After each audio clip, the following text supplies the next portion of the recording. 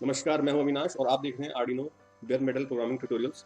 और आज हम सीखेंगे कि आर्डिनो के लिए बेयर मेटल प्रोग्राम कैसे लिखा जाता है और इसके कितने तरीके से हम इसको लिख सकते हैं और बेयर मेटल प्रोग्रामिंग के क्या फायदे हैं। तो देखते रहिए इस वीडियो को अंत तक। मेटल प्रोग्रामिंग सीखने के लिए आपको चाहिए एक लैपटॉप या कंप्यूटर जिसमें विंडोज इंस्टॉल्ड हो, और विंडोज इंस्टॉल करने के बाद उसमें आर्डिनो इंस्टॉल करेंगे, आर्डिनो आईडी इंस्टॉल करेंगे। आर्डिनो आईडी के अलावा आपको चाहिए एक एडमेगा 2560 की डेटा शीट, क्योंकि हम एडमेगा 2560 ही यूज़ करेंगे। इसमें एडमेगा 2560 आर्डिनो मेगा में ही लगा होता है, तो इस ट्यूटोरियल में हम आर्डिनो मेगा का इस्तेमाल करेंगे। और आपको चाहिए आर्डिनो का डायग्राम, जिसमें आर्डिनो 2560 को एडमेगा 2560 की पिन मैपिंग से जोड़ा जाता है। मतलब कि आर्डिनो का कौन सा पिन एडमेगा के किस पिन से जुड़ा हुआ है।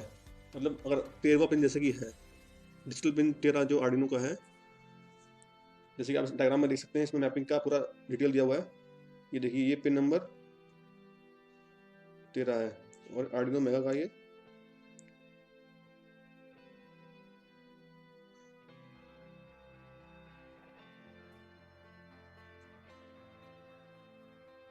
तो आप देखेंगे जैसे कि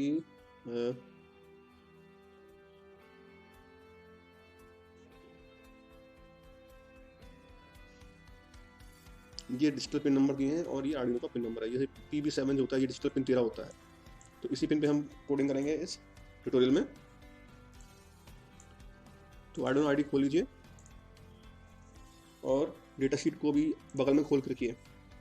तो इसमें आपको कोई भी क्लॉक की सेटिंग्स नहीं करनी है, क्योंकि सेटिंग्स पहले से आर्डिनो आईडी में की होती है। तो आप जाइए इनपुट आउटपुट पोर्ट्स पे, रजिस्टर्स पे जाइए। तो आपने देखा कि पिन नंबर 13 जो हम यूज़ कर रहे हैं वो डिजिटल पिन 13 है, वो PB7 है। वो आर्डिनो मेगा की PB7 पिन है। तो PB7 का मतलब वो 7वीं पिन जो B पोर्ट पे लगी हुई है। तो आप देखते हैं इसमें, ये देखिए DDR-B है। इसमें 3 रजिस्टर होते हैं आर्डिनो में। आर्डिनो PB7 जो पिन है वो B पोर्ट पे लगी है और वो पिन नंबर 7 है। तो उसके 2 रजिस्टर्स हमें यूज़ करने हैं, एक है पोर्ट B और एक है DDR-B। DDR-B data direction register है, इससे इनपुट और आउटपुट डिसाइड होता है। अगर आप उस पिन पर 1 लिख देंगे तो वो आउटपुट पिन बन जाएगी, मतलब उस पर डेटा सिर्फ आउटपुट होगा। और अगर आप उस पर 0 लिख देंगे तो डेटा अंदर आएगा, यानी इनपुट, वो पिन ऐसे इनपुट काम करेगी। तो अगर हम देखेंगे पोर्ट हमारे पास जो है, हम यूज़ करना है DDR-B है। हमें 7th पिन यूज़ करनी है, इस पर हमें 1 लिखना है। और दूसरी जो रजिस्टर हमें यूज़ करना है वो है DDR-B। इसको 1 लिखेंगे तो ये आउटपुट पिन बन जाएगी। और अगर हम इस 7th पिन को टॉगल करेंगे, मतलब कि हाई और लो दोनों करेंगे थोड़ी देर के बाद, तो LED हमें टॉगल करती हुई दिखाई पड़ेगी। तो इसके लिए हमें कुछ बेसिक ऑपरेशन आने चाहिए, जैसे कि अपने पास होते हैं। हमें पता होना चाहिए कि किसी भी बिट को क्लियर कैसे करते हैं, सेट कैसे करते हैं और टॉगल कैसे करते हैं। तो इसके लिए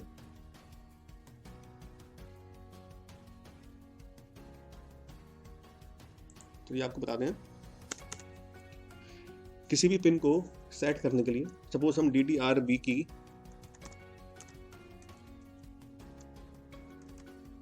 सातवीं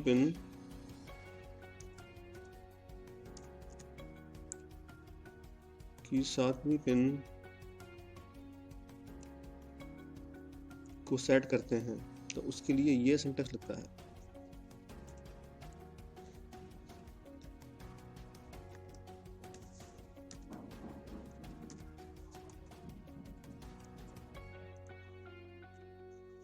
ये जो ऑपरेटर आप देख रहे हैं ये है बिटवाइज और ऑपरेटर। ये पूरा एक ऑपरेटर कंपाउंड ऑपरेटर है। इसका मतलब होता है कि DDR-B की वैल्यू जो है वो किसके बराबर है, वो हम इस तरह से लिख सकते हैं।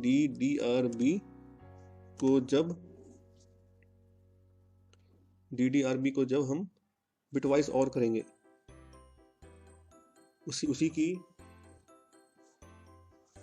7 बिट को हम मतलब इस तरह से कह सकते हैं कि DDRB की 7वीं बिट को हम सेट करेंगे DDRB। तो ये हम कर रहे हैं सेट ऑपरेशन, मतलब इसमें बिट हाई हो जाती है, लो होगी या हाई होगी, जब ये ऑपरेशन आप लगाएंगे तो वो बिट हाई ही हो जाएगी। और दूसरा ऑपरेशन आप यूज कर सकते हैं क्लियर ऑपरेशन, इसमें आप ये ऑपरेटर यूज करेंगे। इन दो ऑपरेटर को यूज करके आप 7वीं बिट को क्लियर कर सकते हैं, तो ये हो गई क्लियर। और अगर आप चाहते हैं कि वो 7वीं बिट टॉगल हो जाए तो उसके लिए आपको ये ऑपरेटर यूज करना पड़ेगा। तो जब भी अगर ये लूप में ये आप स्टेटमेंट लिख देते हैं तो अगर पहली बार इसमें कंट्रोल आएगा तो ये बिट अगर सेट होगी तो उसका उल्टा होगा, वो रिसेट हो जाएगी, मतलब 0 हो जाएगी। सेट मतलब 1 और रीसेट मतलब 0। पहली बार अगर सेट है तो रीसेट हो जाएगी और अगर रीसेट होगी तो सेट हो जाएगी, मतलब ये टॉगल ऑपरेटर है, ये चेंज करेगा, जो भी चीज़ उसमें पहले होगी उसको चेंज कर देगा। तो ये था बेसिक ऑपरेशन कि हम बिटवाइज ऑपरेशन से कैसे किसी सिंगल बिट को सेट, रीसेट या टॉगल कर सकते हैं। तो चलिए आगे बढ़ते हैं। हमें ये टॉगल ऑपरेशन कराना है PB7 यानी 13वीं डिजिटल पिन 13 पे। तो हम पहले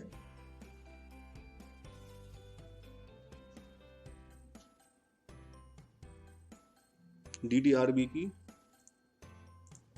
7वीं बिट सेट कर देंगे, तो ये आउटपुट बिट बन जाएगी। उसके बाद हम पोर्ट B के अंदर बिट को करेंगे 7वीं बिट को सेट,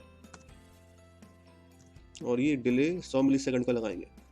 ये डिले की आर्गुमेंट जो है वो मिलीसेकंड्स में डेटा है, मतलब 100 लिखेंगे तो 100 मिलीसेकंड का डिले होगा। और अगर आप इसमें 500 मिलीसेकंड लिख देंगे तो 500 मिलीसेकंड तक आपकी पिन जो पोर्ट B की है 7 पिन हाई रहेगी। उसके बाद हम उस बिट को अगर हम चाहते हैं क्लियर हो जाए ताकि हमें LED जलती बुझती दिखाई पड़े, उसके लिए हम उस बिट को कर देंगे क्लियर।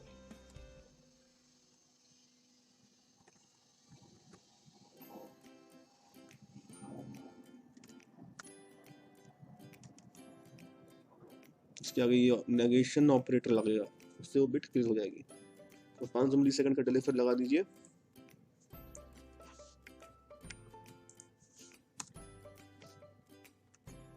अब कोड को करिए कंपाइल। पहले इसको नाम दे दीजिए LED ब्लिंक। सेव कर दिया इसको। अब ये कंपाइल होगी।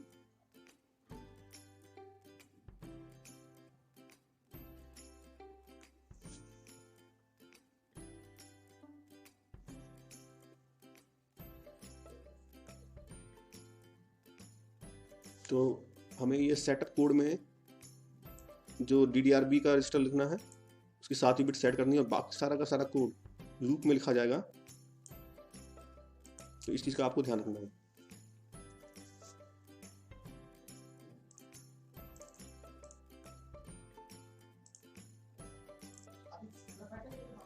तो हम देखते हैं कि कोड का साइज क्या होता है जब हम इस कोड को कंपाइल करते हैं। ये कोड कंपाइल करने के लिए लगा दिया है।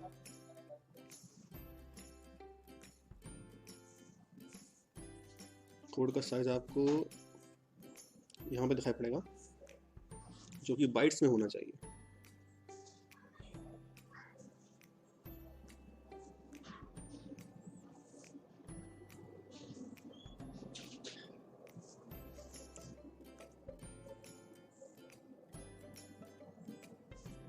तो जैसे कि आप देख रहे हैं sketch use 704 bytes and global variables use 9 bytes. तो ये बहुत ही कम साइज है क्योंकि मैक्सिमम साइज अराउंड 2,53,952 बाइट्स है और लोकल वेरिएबल्स का साइज 8,192 बाइट्स है। तो हमने बहुत ही कम मेमोरी यूज़ की है। और अगर हम इसको कंपेयर करें अपने डिजिटल राइट से, तो देखते हैं कितनी मेमोरी वो यूज़ करता है। तो उसके लिए हम देखते हैं कि हम किस तरह से उसको लिखते हैं। आप लिखिए पिन मोड। तो जिन लोगों ने पहली बार आर्डिनो प्रोग्रामिंग शुरू की है, ये कोड उनके लिए है। इसमें आपको सिर्फ लाइब्रेरी फंक्शंस यूज़ करने हैं। इसका मतलब है कि आपने 13th पिन को आउटपुट बना दिया है। और अब लिखते हैं हम LED ब्लिंक यानी GPIO टॉगल का कोड। तो आप यहाँ लिखेंगे पहले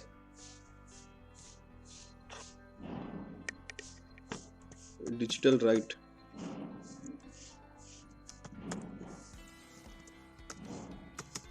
तेरहवीं पिन को पहले आई गया, उसके बाद एक डिले डाल दिया 500 मिली सेकंड का, और फिर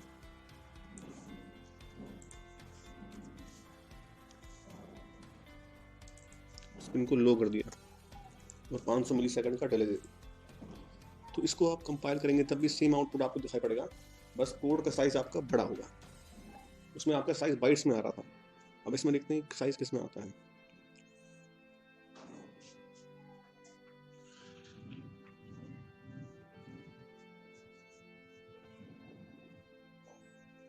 तो आप देख रहे हैं 1536 बाइट्स ये यूज करता है प्रोग्राम स्टोरेज की, जो कि ज़्यादा है। जो हमारा पुराना कोड था उससे ये चीज़ ज़्यादा है, लेकिन जो लोकल वेरिएबल्स का स्पेस है वो उतना ही है।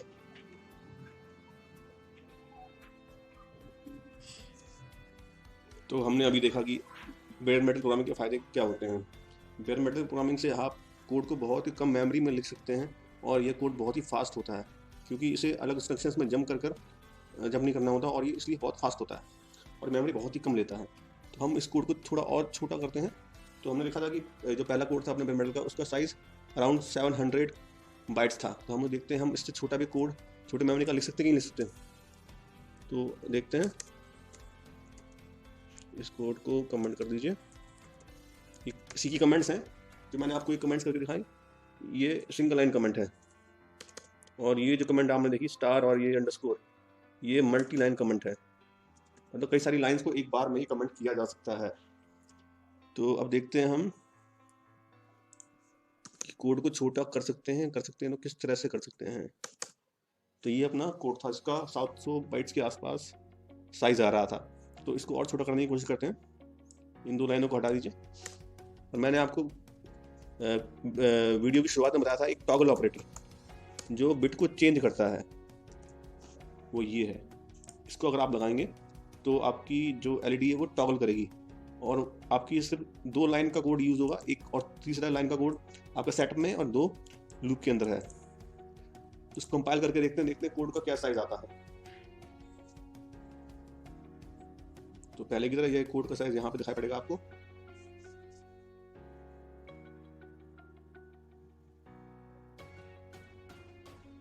तो मैं आपको बताना चाहूंगा ये U क्या है। यहाँ 1 तो है कि आपने 7 बार शिफ्ट किया तो वो बिट आपने सेट कर दी। तो U का मतलब है अनसाइंड।